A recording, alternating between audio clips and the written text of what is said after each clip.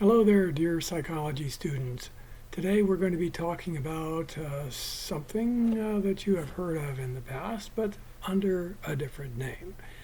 The name that psychologists, psychiatrists call it nowadays is dissociative disorder, but if we turn the calendar back a number of years, the old name for it was multiple personality disorder.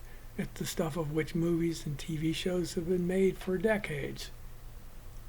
When I read about it long ago as an undergraduate, it was one of the things that inspired me to want to be a psychologist. I thought it was a fascinating thing.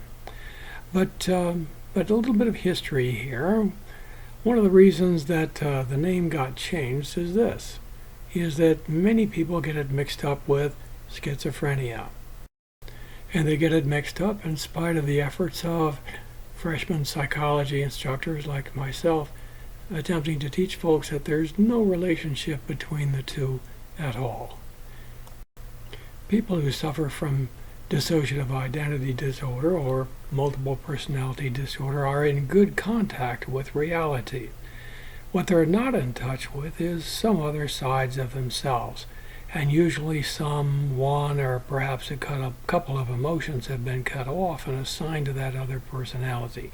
Classically, that's been sexuality. One or some of the personalities not being sexual at all, and then one or some other group of personalities being quite sexual. That's the stuff of which movies are made. But in reality, there are very few people who suffer from dissociative identity disorder. In fact, some psychologists, psychiatrists would say that the disorder is so rare that it doesn't even really exist. Now, one of the things that makes this disorder then very different from schizophrenia is that, from reading in the text or from an earlier lecture that, sadly, schizophrenia is fairly common. 1% of the U.S. population of the world population is schizophrenic. So, U.S. population about 300 million, move your decimal point 2 places, you come up with 3 million schizophrenics in this dear country of ours. Yet, most psychiatrists, psychologists will never in their career ever see someone who suffers from dissociative identity disorder. I'd like to take a moment too and focus on the word disorder. The truth is, we all have more than one personality, but we don't suffer from a disorder. For example, I'm Dr. Morecook with you, but when I'm talking with my wife, I better not be I'm Dr. Morecook, and I'm telling you how things are. I'm going to be in deep yogurt. I better be Bob and talk in a very different way. But I don't talk with you like I'm a Bob because I'm not a Bob to you. And to my grandson, I'm Grandpa, and I act very differently. I have in the past got down on the floor with him and been a fire engine. Can you be a fire engine with a 4-year-old? I think so.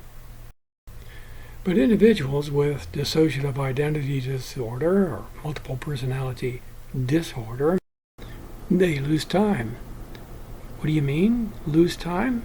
They have amnesia for when one or some other personalities are out.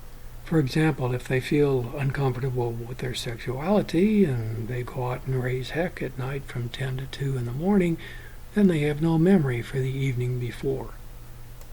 It's this lack of memory for when a risky personality that is out that makes this a disorder. I would like to take a moment to remind you that dissociative identity disorder and schizophrenia are not the same thing. In a later video, I'm going to cover schizophrenia.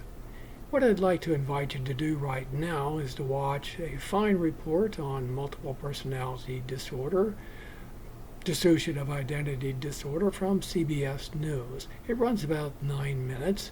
You'll meet some people who have perhaps suffered from the disorder and hear from some mental health professionals who have entered into the debate about this particular disorder and whether it exists.